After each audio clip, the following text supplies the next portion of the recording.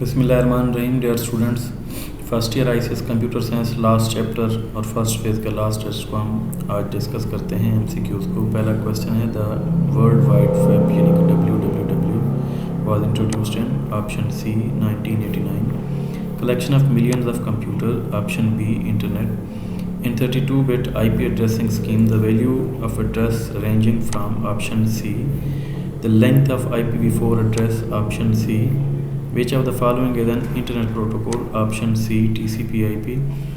Question number 6 है the US Defense Department initiated the internet in option A. Question number 17, which software is used to search and view web pages, option D, web browser. Question number 8 है how many type of addressing schemes are used on internet, option B. Which of the following is a top level domain, option B. Web pages are written in which type of language, option A, HTML. Question number 11, owns the computer, option D, none, कोई भी own नहीं करता.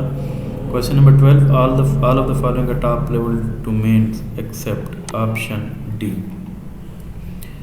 Question number 13, hypertext document is also called option A, web page. .com, .edu, .gov are example of top level domain.